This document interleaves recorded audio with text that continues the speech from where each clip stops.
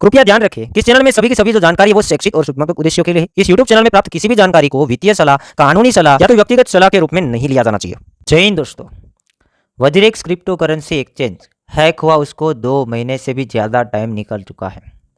Exchange के अंदर जितने भी यूजर्स थे सभी का फंड्स इस एक्सचेंज के अंदर फंस चुका है और कहीं ना कहीं देखेंगे तो ये एक्सचेंज स्कैम की तरह साबित हो रहा है क्योंकि उसने लोगों को सपोर्ट नहीं किया है। आज की इस वीडियो के अंदर देखेंगे कि इसके अंदर लेटेस्ट क्या हुआ है, प्लस ये भी बात करेंगे कि इंडिया का एक और भी एक्सचेंज है जो कि लोग उसके ऊपर कुछ ट्रस्ट करते हैं, उसके अंदर क्या चीज़ें रखी हैं, जो कि एक्सचेंज का नेम है कॉइन स्विफ्ट।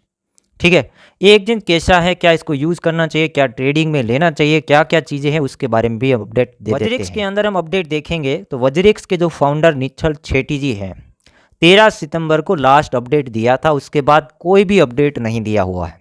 अब इसका मतलब क्या हुआ, ये कम्युनिटी को सपोर्ट नहीं कर रहे हैं और कम्युनिटी को यही लग रहा है कि इन्हीं लोगों ने स्कैम किया हुआ है। क्यों सपोर्ट नहीं कर रहे, क्यों आंसर नहीं कर रहे, क्यों डेली अपडेट नहीं दे रहे।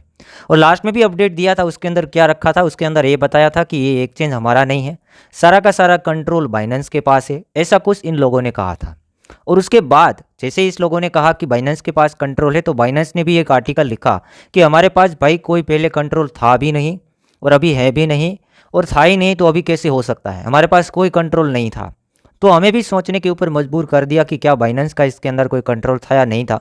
बाइनेंस ने साफ साफ मना किया। अगर बाइनेंस गलत होता तो ये लोग कुछ रिप्लाई देते, बट अभी तक इन लोगों ने कोई भी रिप्लाई नहीं दिया हुआ है, तो यहाँ पर भी ये झूठ है वो साबित हो रहा है। दूसरी चीज़ कि वज्रेक्स का जो ऑफिशियल ट्विटर अकाउंट है उसकी तरफ से ट्वीट्स तो आ रहे हैं, बट कोई काम की चीज़ के ट्वीट्स नहीं आ रहे। ना तो ये लोग विड्रॉवल्स के बारे में बता रहे, ना कुछ और बता रहे। ट्वीट्स के अंदर यही बता रहे कि सिंगापुर के अंदर इन लोगों ने जो एप्लीकेशन फाइलिंग किया है उसके बारे में कुछ बता रहे, बट उससे लोगों का फ़ायदा मुझे नहीं दिख रहा है।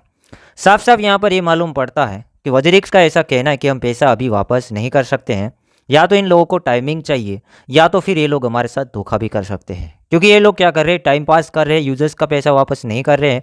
कम्प्लीटली इसकी सच्चाई बताऊं तो वज्रेक्स का टोटली फंड्स हैक भी नहीं हुआ है। वज्रेक्स का 42 से लेके 45% हिस्सा ही हैक हुआ है, बाकी का फंड्स भी ये लोग वापस नहीं कर रहे हैं। के अंदर मैं एक एक्सचेंज का यूज़ किया करता था, एक्सचेंज का नेम है कॉइन स्विफ्ट, जो कि 2020 के आंकड़े आप देख रहे होंगे। यहाँ पे मैं डोज कॉइन खरीदता था, बेचता था। 1000 रुपये में 4-4 हज़ार डोज कॉइन उन टाइम के अंदर आते थे। दूसरा ट्रांजेक्शन देखिएगा 3 जन और 21 मतलब 2021 जनवरी महीने के अंदर 1 रुपये के आसपास डोज चल रहा था, वहाँ पर मैं ये एक्सचेंज का यूज़ करता था।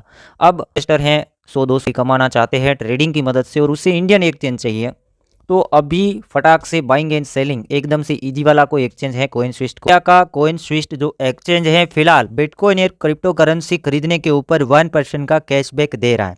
साथ ही साथ अगर आप कॉइन स्विफ्ट के अंदर आप ट्रेडिंग करते हैं तो उसके अंदर 0 ट्रेडिंग फीस कटता है। आगे हम बात करेंगे तो एक्सचेंज FIO के अंडर रजिस्टर हैं, PMLA के अंदर कंप्लायंस है और साथ ही साथ ISO 27001 से सर्टिफाइड है। इतना ही नहीं दोस्तों, क्रिप्टो करेंसी के अंदर आप एक्सचेंज अगर यूज़ करना चाहते हैं तो सबसे पहले उसका प्रूफ ऑफ रिजर्व होना बेहद ज़रूरी है। तो यहाँ पर हम कहेंगे कॉइन स्विफ्ट ने भी अपना प्रूफ ऑफ रिजर्व को पब्लिश किया हुआ है। यहाँ पर इसके अंदर बेसिकली हम बात करेंगे तो फिलहाल टोटली कस्टमर्स का जो होल्डिंग है 2774 करोड़ रुपीज़ और कॉइन स्विफ्ट का जो होल्डिंग है 3497 करोड़ रुपीज़। अब यहाँ पर आप देखेंगे कि कस्टमर की होल्डिंग से ज़्यादा कॉइन स्विफ्ट की होल्डिंग ज़्यादा है। ठीक है, कस्टमर की होल्डिंग से ज़्यादा कॉइन स्विफ्ट की होल्डिंग ज़्यादा है, तो कहीं ना कहीं हम देखेंगे तो ये एक अच्छा पॉइंट हो सकता है कि इस एक्सचेंज को हम ट्राई करें, यूज़ कर सकते हैं ट्रेडिंग पर्पज़। इसकी वेबसाइट के अंदर जाके आप चेकआउट कर सकते हैं कि कॉइन स्विफ्ट जो है वो जो बैलेंस है वो मेंटेन करता है 1/1 से भी ज़्यादा, मतलब जितना कस्टमर्स का फंड से होल्डिंग है उससे ज़्यादा यहाँ पर एक्सचेंज का होल्डिंग है।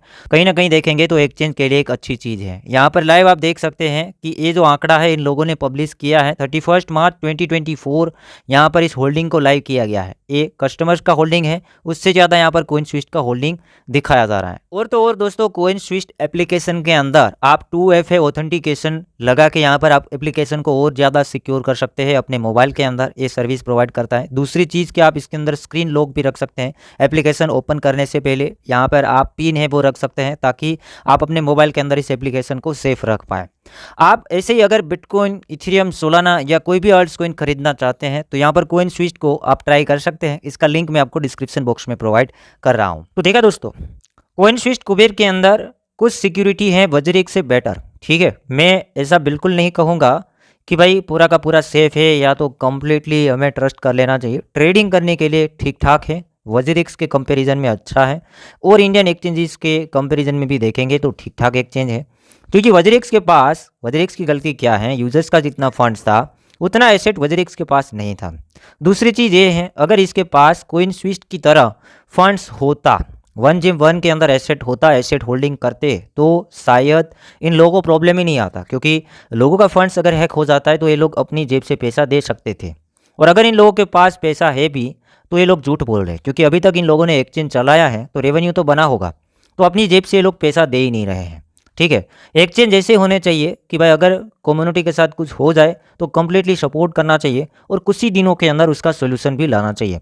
फिर भले एक्सचेंज को कुछ नुकसान हो, लॉस हो, या तो फिर अपनी जेब से पैसा भी देना पड़े तो देना चाहिए, क्योंकि वरना लोग ट्रस्ट नहीं करेंगे।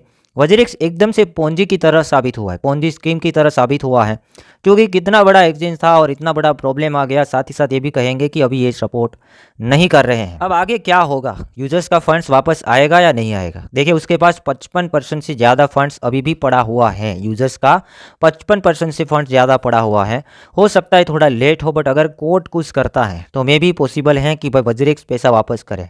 बट इन लोगों की चालाकी देख के थोड़ा सा डर लगता है कि ये लोग एक्टिव क्यों नहीं है, क्यों रिप्लाई नहीं करते हैं, क्यों विड्रॉल्स के बारे में साफ साफ नहीं बताते हैं। तो थोड़ा बहुत डर लगता है। अभी कोर्ट की तरफ से फैसला आना बाकी है। जैसे कोर्ट की तरफ से कुछ अच्छा फैसला आएगा मैं आपको अपडेट करूंगा, आपको बताने की कोशिश करूंगा। बाकी यहाँ पर आवाज़ उठना जारी रखना चाहिए, इन लोगों को बताना जारी रखना चाहिए कि भाई पैसा वापस कीजिएगा, यूजर्स का पैसा है और गलती आप लोगों की है।